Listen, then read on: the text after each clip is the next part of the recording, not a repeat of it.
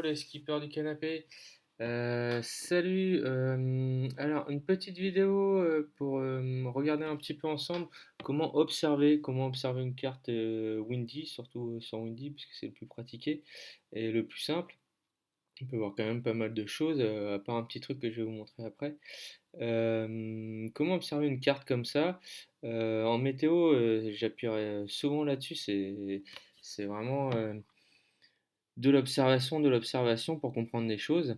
Donc là, on va partir d'une carte. On va pas regarder l'évolution de la carte. C'est pas ce qui va vous faire gagner sur Virtual Regatta. C'est juste comment observer une carte comme ça. Là, j'ai pris. Là, je suis en direct. Et on va regarder ensemble. Voilà comment observer ça. Comment savoir ce qui se passe. Parce que si là, on regarde là, le vent, une carte comme ça, sans isobar, sans rien, sans température, sans. Bon, bref, plein d'indications. Là, on peut regarder, on comprend un petit peu rien. On voit qu'il y a un gros truc là au nord au niveau de l'Islande. On voit qu'il y a quelque chose ici qui se passe. Mais c'est quand même un peu le bordel ici. Et on voit un petit peu un truc au Maroc, mais on voit pas bien. Là, on voit une petite chose. Alors, on va passer très vite dessus. C'est en Espagne. C'est le fameux effet Venturi. Ça, c'est un effet de site. Ça n'a rien à voir avec le vent météo, ça n'a rien à voir en macro. Ça, c'est un effet de site, c'est juste la direction du vent qui fait que ça accélère. C'est comme quand vous appuyez avec vos deux doigts sur un tuyau d'arrosage, et ben voilà, ça ressort plus fort de l'autre côté. Donc là, c'est un effet de site, ça n'a rien à voir avec le reste. Donc voilà, on va regarder un petit peu. Alors la première chose, je vais remettre un petit peu comme ça, voilà. Hop. Donc là, on voit pas grand-chose. La première chose qu'on peut faire, c'est aller voir quand même un petit peu les pressions, au moins se mettre sur les isobars. Là, on voit plein de lignes. On se dit, oh là là, c'est quoi ce bordel? Je sais pas si ça améliore la chose. Donc on peut l'enlever peut-être. Aucun, voilà. On peut l'enlever, là c'est un peu plus clair. Ça va pas aider à grand-chose. Ce qu'on peut faire dans un premier temps, c'est aller regarder quand même les températures. Alors, température. Alors, moi j'ai plein de choses, hein, mais c'est parce que j'ai activé le mode expert ici. Vous aurez les mêmes choses. J'ai regardé température. Alors, les températures là, bon, ça nous indique pas grand-chose encore. Euh, donc, moi, ce que j'aime bien regarder, j'ai deux paliers que j'aime bien. C'est le 850, donc c'est à partir de 1500 mètres. Euh, donc là, ça permet de voir un petit peu. Là, on voit un petit peu du froid ici, un petit peu ici aussi. Là, on voit qu'il y a un mélange de chaud et de froid, hein. Quand on voit que c'est jaune, c'est un peu plus, ouais, c'est un peu plus chaud autour des 20. Et quand c'est vert, c'est un peu plus vers les 10 degrés. Donc là, on voit qu'il y a un mélange, il y a quelque chose, il y a quand même un signe là, voilà, qui part, qui traverse. Euh, Pour moi, à mon avis, c'est un front. Plutôt occlus parce que c'est un peu mélangé. Donc ça, on verra après ce que c'est les fronts, etc. Là aussi, effectivement, on voit du froid, du chaud. Là, on voit que c'est un peu le bordel. Et après, moi, j'aime bien monter aussi dans un deuxième palier, ce qu'on appelle la carte des 500 hectopascales, qui est quand même pas mal. Et là, on voit encore vraiment du froid. On voit que c'est vraiment là en Islande. Il y a une grosse perturbation.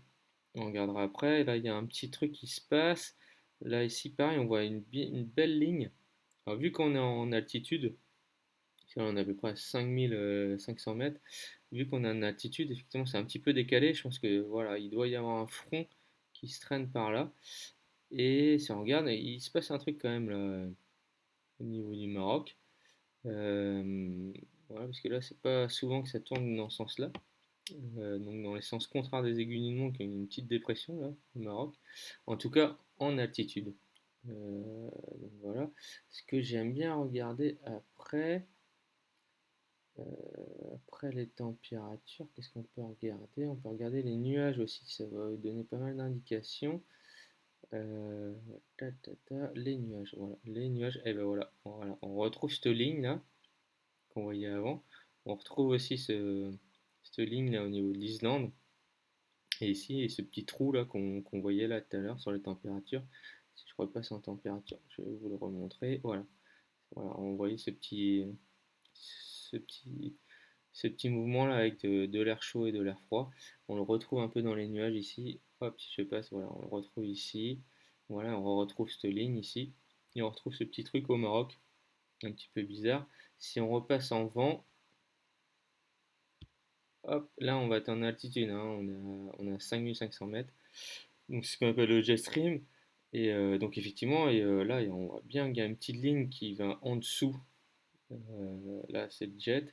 Et il y a quand même le jet stream qui est un petit peu en dessous, avec un petit truc qui se passe au Maroc quand même, et en altitude en tout cas. Donc ça c'est pas mal à regarder. Qu'est-ce qu'on peut regarder d'autre? Est-ce qu'on peut regarder... Alors moi j'aime bien aussi regarder le satellite, ça c'est un bon truc aussi. Là voilà, on voit bien là, voilà, cette ligne là. Voilà, exactement, on retrouve ce ligne, donc ça va être un front. Et on retrouve ici en Islande aussi, mais on voit pas bien quand même. Et ici sur le côté, hein, en Pologne, etc. On voit bien les choses.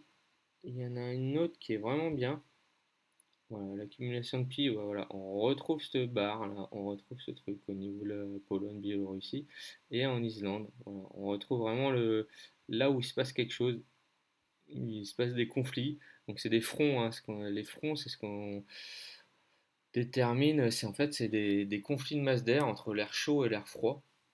Il y a des fronts froids, ça veut dire que c'est l'air froid qui avance, des fronts chauds, où c'est l'air chaud qui avance, et des fronts occlus, donc c'est un mélange où en fait il y a les deux, l'air chaud est en altitude et l'air froid est en basse altitude, et c'est ce qu'on appelle des fronts occlus. Donc ça, on retrouve pas trop sur Windy les fronts. On va regarder les nuages encore un petit coup. Voilà, on retrouve bien ça, hein, cette ligne-là au niveau Pologne, ici et au Maroc même. Je n'ai même pas regardé en accumulation de pluie. Ben voilà, c'est quand même dingue. On a quand même ici au Maroc, dans le Sahara, voilà, c'est quand même pas rien. C'est quand même hyper rare qu'il pleuve là-bas. Et voilà, qu'est-ce qu'on peut regarder d'autre? Je regarde un peu. On peut regarder les pressions aussi. Sans Windy, ça nous donne pas mal de choses. Alors les pressions, j'aime bien les mettre. Ouais, ouais, au final, non. Donc là, on voit bien la dépression ici. Là, on voit pas bien quand même au niveau du Maroc, mais là, on voit bien en Islande quand même, c'est bien bleu. Si on regarde à l'intérieur, 971 hectopascal, c'est pas grand-chose, hein. Ça veut dire qu'elle est bien creuse. Quand c'est bien bleu comme ça, c'est qu'elle est vraiment très très creuse. 971 hectopascal, si ça nous passe dessus en France, c'est une grosse tempête, hein. Donc c'est pas rien quand même. C'est quand même une grosse perturbation. Et si on regarde les vents, à mon avis, ça va être quand même au-dessus de 30 nœuds. Voilà, si on regarde là, on va être, voilà, 37 nœuds. Voilà. On est quand même sur quelque chose de costaud quand même. Donc on retrouve un petit peu cette ligne. Alors, si je vous redonne la carte du début, on voyait pas très bien, mais après être passé à travers ces différents filtres, ça permet de comprendre un petit peu mieux.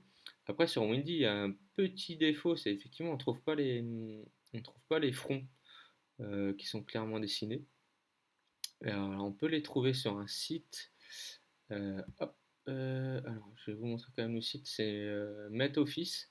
C'est ce qui donne vraiment les cartes officielles au niveau des fronts, que se servent toutes les météos. Si vous tapez toutes les cartes de front, vous allez tomber sur des cartes MetOffice. Donc c'est quand même pas mal. Je vais mettre pour vous montrer comment trouver la carte des fronts dessus.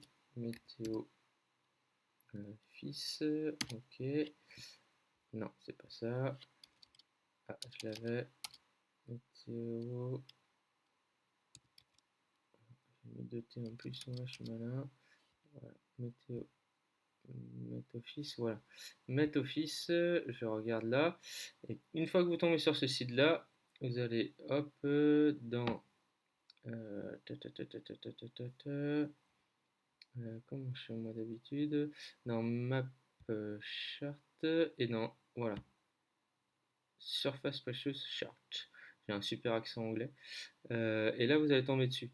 Alors, il faut faire attention sur ces cartes parce que c'est pas des cartes qui sont à plat comparé à Windy. Donc il faut un peu s'habituer au niveau de l'œil, hein, vous voyez les parallèles. C'est une carte arrondie. Donc il y a une petite différence, hein, que vous voyez entre Windy. Quand vous passez de l'une à l'autre, forcément, faut avoir l'habitude de changer de changer de vision. Mais en tout cas, voilà, on voit bien ce front là, voilà, qui suit là. C'est ce qu'on voyait là sur Windy.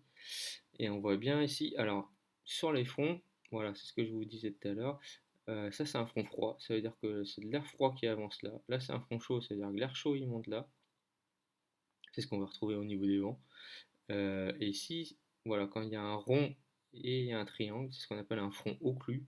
C'est que, en fait, en altitude, il y a de l'air chaud et en basse altitude, il y a de l'air froid. Donc, voilà. Donc ça, c'est ouais, c'est une perturbation qui est en train de mourir. Voilà, on voit bien le front là. Et on voit bien qu'il y a il y a une perturbation là qui arrive derrière, mais beaucoup plus faible, parce que là, on voit le front froid qui va très rapidement rattraper le front chaud. Donc là, ça va être très rapide. On ne devrait pas se la prendre, en tout cas. Mais je vais pas parler de prévision. Voilà. Et des fois, sur ces cartes, ça peut être sympa de regarder. Vous voyez ces petites barres là? C'est ce qu'on appelle des lignes de grain.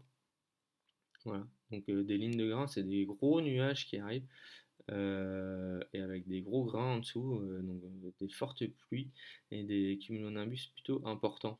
Voilà, pour qu'ils soient notifiés, c'est que c'est plutôt gros. Là, on voit encore une ligne de grain ici. Je sais pas s'il y en a une autre. Si, il y en a une autre ici. Ah, on peut regarder sur Windy si on arrive à les voir. Dans les... Alors, est-ce qu'avec les nuages on les verra? On verra pas trop. Est-ce qu'avec les nuages moyens, voilà, on voit toujours cette ligne de front quand même, hein, et ici, voilà, là c'est vrai, on voit bien l'occlusion et la même ligne ici, là. Euh, Comment je pourrais avoir une ligne de grain avec l'humidité peut-être? Ouais, encore. Ouais, c'est un peu dur de voir une ligne de grain sur Windy quand même. Voilà, faut savoir quand même lire ces cartes et voilà, c'est surtout important au niveau des fronts. Voilà, ça permet de se rassurer et ça permet un peu de corriger en fait, d'observer et ça permet de se certifier sur ce qu'on a vu. On a vu quelque chose, et ben là, pile poil, ça correspond à un front. Après, effectivement, la lecture entre les deux cartes, comme je vous ai dit, il faut s'habituer. Parce qu'effectivement, là, c'est arrondi et l'autre, elle est à plat. Mais une fois que vous avez l'habitude, c'est quand même assez rapide. Une fois que vous le savez. Ouais, ça permet de voir pas mal de choses. Voilà, voilà pour l'observation. Bah, le fait de s'habituer à regarder des choses comme ça, de regarder une carte, de partir d'une carte comme ça et d'aller voir les pressions, d'aller voir les températures, d'aller voir ce qui se passe, les nuages, etc. Eh ben, ça permet de comprendre un petit peu mieux, d'observer surtout un petit peu mieux et de comprendre un petit peu ce qui se passe en Atlantique, parce que l'Atlantique, surtout là où on est, c'est quand même hyper riche euh, en météo. Et de croiser ça avec une carte des fronts, bah, ouais, voilà, ça permet de se certifier, de comprendre. Et essayer de garder la carte des fronts après. Essayez de regarder Windy d'abord, de regarder vos observations, de vous dire bah, peut-être le front il est là, peut-être que ça bouge là, et d'aller voir après les pressions. Sur ce site-là, après on peut regarder, hein, mais pour après, on peut voir l'évolution hein, sur pas mal de jours. C'est des cartes qui sont super bien faites. Donc là, il y a pas de souci, mais ça, voilà, là on voit les lignes de grain. Il y a plein de lignes de grain qui arrivent derrière un front froid, ça c'est normal, avec une perturbation qui va arriver. Mais ça, c'est sur les évolutions, et ça, c'est encore autre chose, c'est un autre chapitre. Déjà, prenez juste l'habitude de prendre une carte du jour, de regarder ce qui vous titille, et de passer par les différents filtres. Donc, je répète une dernière fois, les différents filtres qu'on peut avoir, c'est moi, ce que j'aime bien commencer, c'est d'abord les températures avec deux paliers, celui à 850, je vous expliquerai après pourquoi, et celui à 500, voilà, qui permet de vraiment voir un peu les conflits, les masses d'air, etc. Et derrière, on peut regarder, là j'aime bien aussi l'accumulation de pluie, ça permet de vraiment bien voir les fronts. Et voilà, voilà. C'est tout pour ce soir. Merci. Ciao.